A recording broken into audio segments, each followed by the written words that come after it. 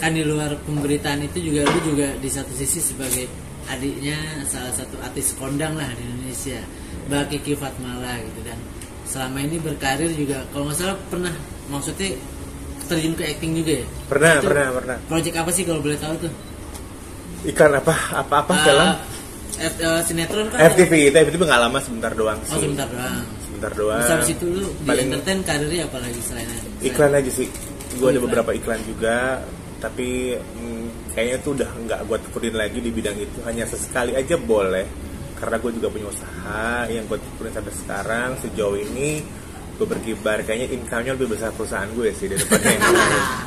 Kayak gitu. Oke, sebelum masuk situ, selama menjalani hidup gitu, lu merasa seperti apa sih di menjalani karir di bawah bayang-bayang nama besar Mbak Kiki Fatmala tuh seperti apa sih? Emang cuek aja, dan ya udah, kakak is kakak, gue is gue, kayak gitu. Nggak yang gimana gitu, dan nggak ada yang gue kerja, gue adanya ini, enggak sih. Ben aja udah tahu sendiri, kalau kita berkeluarga, bersaudara, ya udah, nggak yang harus dipublikasikan bagaimana, enggak sih. Gue nggak ya begitu. Kerja is kerja ya, maruf is maruf gitu. Tapi Kiki is Kiki. Lu pernah main FTV, terus juga model iklan, model foto juga. Apakah memang lu juga pengen mengikuti jejak karir lu, ngikutin jejak karirnya Mbak Kiki kan untuk menjadi artis gitu? Mau aja, tapi kayaknya harus bener-bener tekunin sebenarnya. Cuma saat ini enggak dulu, karena gue lebih enjoy sama kerjaan gue sekarang. Oke, kalau boleh tahu di balik semua pemberitaan soal anaknya Selin atau Mbak Kiki gitu, lu tuh sosok siapa sih nih sosok Ma'ruf ini kan banyak banget yang nggak tahu ya. Iya benar. Ya gue Ma'ruf Ashari gitu loh, dan orang memberitakan gue kayak gimana yang banyak sih itu, tapi enggak gue pernah gubris, gue diemin aja gitulah. Jadi gue adalah Ma'ruf yang enggak yang menekunin di dunia entertainment, hanya sesaat aja, sesekali boleh, karena udah udah enjoy di posisi sekarang sih. Nah, posisi sekarang kerjaan lu tuh apa sih? Gue kontraktor pengadaan barang, lebih ke kontraktor event ya, kayak lebih ke presiden, pemerintah lah tepatnya. Contoh Mandalika kemarin, PON, Asian Games, sidang sinode Papua, itu gue handle sih. Dan ada beberapa juga kayak Mahkamah Agung, banyak sih. Alhamdulillahnya ya mereka mempercayakan gue yang bukan apa-apa dengan sumber semudah ini. Ya gue thanks God banget sih sebenarnya, dan bangga dengan diri sendiri sebenarnya. Udah berapa lama lu nekunin profesi sebagai kontraktor pengadaan barang ya? Mungkin lebih dari 10 tahun kali ya, 12 tahun mungkin saat ini. Berawal dari pelan ternyata enjoy juga nih. Ya udah, benar-benar gue tekunin banget sih. Selain yang tadi proyek apa aja sih yang udah lu jalanin gitu? Kan tadi dari pihak pemerintahan lu jalan, dari mana jalan, apa aja sih maksudnya proyek lain yang mungkin membesarkan nama lu di profesi lu saat ini gitu? Proyek yang lain banyak banget, yang swasta pun juga ada, kayak Ciputra. Kayak lucu sih sebenarnya, kayak yang sebenarnya nggak ngerti juga pas meninggal yang punya Ciputra tuh, malah gue yang pengadaan barang, yang mungkin serius beneran pengadaan barang apa di makamnya dia. Gue harus cover itu makam untuk supaya tidak kehujanan gitu. Itu lucu sih, itu pengalaman gue paling lucu. Gue harus bikin konstruksi di dalam makam, di atas makam. Udah seru beneran deh, itu serem banget lagi malam-malam. Serius. Itu sih banyak juga yang bukan pemerintah aja, swasta juga ada. Tapi kenapa sampai akhirnya lu lebih fokus untuk menjadi kontraktor ketimbang lu mengikuti jejak kakak lu nih untuk menjadi artis nih? Sementara lu pernah ngalamin di dunia acting, jadi model iklan, foto shoot. Gue melihat kayaknya kakak gue, teman-teman gue, sahabat-sahabat gue agak-agak stres sih kalau misalnya punya masalah sedikit rame. Terus kalau mau pergi kemana-mana dia harus bener-bener take care banget dengan diri dia. Kayak gue pergi sama anak-anak, sama teman-teman, sama kakak, justru mata gue yang jalan. Gue ngeri aja ada yang iseng atau gimana kayak gitu sih. Dan sudah tahu sendiri lebih parah lagi hatersnya kayaknya. Aduh, pusing juga sih. Jadi gue lebih ya seperti ini aja lah gitu. Gimana ada yang lain? awal mulai gimana sih lu sampai akhirnya memutusin untuk ya udah deh gue kontraktor aja? Apa emang basically lu sekolahnya soal itu? Enggak ada. Gue manajemen perbankan, gue di luar konsep malahan.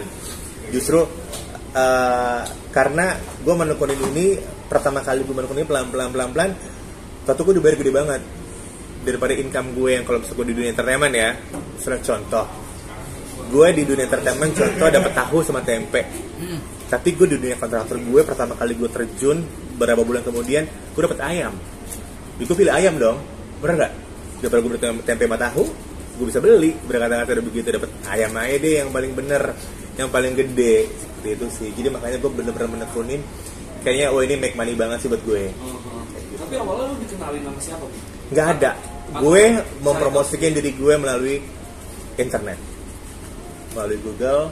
Gue sampai join sama Google-nya langsung di Singapura, dan Google-nya Singapura sendiri pun merespon gue dengan baik selama ini sih, sampai detik ini. Jadi orang yang udah tahu dan dari orang ke orang juga, seperti itu. Berarti mulai maksudnya lebih enjoy di profesi ini ya dibandingkan Betul. lo harus menjadi artis gitu. Sesekali aja sebenarnya, nggak, bukannya meninggalkan semua, enggak. Terima foto, job foto masih kayak bintang tamu atau apa ya masih aja sih. Tapi kalau yang diseriusin banget enggak, karena gue melihat teman-teman gue pergi itu pun kayak mau kemana-mana agak-agak tertekan juga. Bener nggak sih? Jadi dia kayak nggak leluasa gitu. Dan gue begini aja deh, gue bagaimana leluasa. Iya. Gitu. Kayak gue pergi sama anak-anak, contoh sama Selin, sama Kiki, terus sama siapa, gue merasa jadi kayak bodyguard. Karena apa? Karena gue harus ngekip dia, ngelindungin dia. Kayak gitu sih. Nah tadi kan lo sempat bilang klien lo banyak dari lembaga pemerintahan itu. Nah prosesnya seperti apa sih sampai akhirnya lo dapat klien seperti mereka nih, orang-orang penting di Indonesia gitu. Prosesnya seperti apa sih? Prosesnya tuh menemukannya. Iya sama. Dari Menemukannya. perjalanannya seperti apa sampai? Nggak ada, gue ditelepon. Gue semuanya pure ditelepon. Ditelepon sama mereka orang. Contoh satu kebanggaan buat gue dijemput langsung sama ya tadi Bupati Papua ya. Dijemput langsung untuk acara, untuk handle eventnya dia, untuk kebutuhannya dia. Itu pure gue bener-bener dia datang ke tempat gue, kebalik kan, dia pejabat, kata gue ke sono dia kesini. Kayak gitu, itu gue appreciate banget sih, gue bangga dengan diri gue. Dan malah pejabat sendiri pun yang nyamperin gue kayak gitu lah. Karena ya udahlah, gue mau kerja sama dia sampai detik ini. Dan gue kemarin gue baru balik juga dari Papua, itu referensi dari dia sendiri. Dan dia, kita bertemu di bandara. Akhirnya nggak lama kemudian gue terbang ke Waropen untuk event, untuk kerjaannya acara sidang sinode. Itu satu Papua, semuanya ada. Jadi mau yang dari Papua, kulit putih, kulit hitam, ada semua. Dan itu salah satu proyek yang paling berkesan dan banget, itu berkesan banget. Dan gue bangga kenal sama mereka karena mereka baik banget. Lagi kayak bupatinya ya, yang pertama kenal sama gue Pak di daerah Maibrat, itu banget baiknya. Dan dia care banget sih, peduli banget lah sama kita orang sebagai yang bukan apa-apa lah, seperti itu. Tapi di samping itu juga lu ada, maksudnya aktif juga ya di salah satunya di Instagram gitu ya. Aktif, jadi influencer juga lo ya, bisa dikatakan seperti itu. Betul. Influencer sih iya, banyak yang bilang seperti itu, iya kayak gitu. Ya itu sih pasti, kalau nggak ada sosial media gue gila lama-lama. Nggak ada permainan, ya kan, nggak ada yang lucu-lucu, ntar nggak bisa hunting yang lain, kayak gitu. Berarti masih menerima endorse juga. Masih kalau nerima endorse masih. Dan besok baru ada endorse nih, gue harus visit ke Bogor. Gitu. Sur. Oke, Bang.